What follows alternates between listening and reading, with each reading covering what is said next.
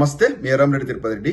ఇప్పుడే ఒక తమ్మునేలు చూసిన ఈ మహా టీవీ మహా న్యూస్ వంశీ ఒక తమ్మునేలు పెట్టాడు. ఏంటంటే బండి భగీరథ్ ఫామ్ హౌస్ లో నాతో బాధితురాలి తల్లి సంచలన వ్యాఖ్యలు. ఏం నా తమ్మునేలు చూస్తే ఎవరికైనా అనిపిస్తుంది అంటే బాధితురాలు తల్లి బండి భగీరథ్ తో ఏదో అసాంఘిక కార్యకలాపాలు నెరవేర్చినట్టుగా ఆ తమ్మునేలు ఉద్దేశం కనపడతా ఉంది.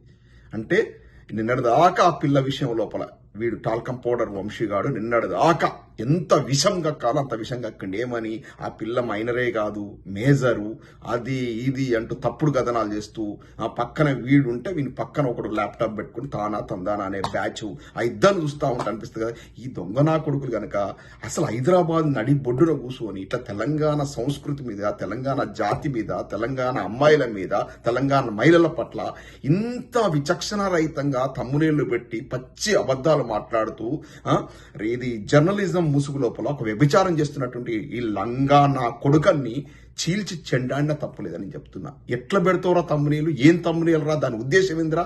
అరే నీకు తల్లికి చెల్లికి పెళ్ళానికి మధ్య ఉండేటువంటి డిఫరెన్స్ అని తెలుసారా దొంగ నా కొడుక? అంటే నీ యొక్క ప్రాబల్యం కోసం, నీ బతుకు తెరువు కోసం ఏ నీచ స్థానికి దిగదారుతావా?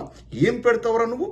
అంటే అర్థం, ఆ తమ్మునీల అర్థం ఏంటంటే బండి భగీరథ్ అనేటోడు ఆ అమ్మాయితోనే కదా అమ్మాయి తల్లితో కూడా అసభ్యంగా ప్రవర్తించిండు, అంటే ఏదో చేసిండు అనే అర్థం వచ్చేలాగా పెట్టిండు.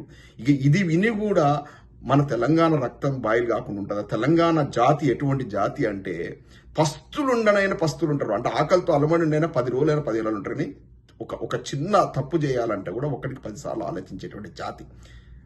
ఆత్మాభిమానం కోసం తమ మీద తమ పెట్రోల్ పోసుకొని సావడానికైనా సిద్ధపడేటువంటి జాతి.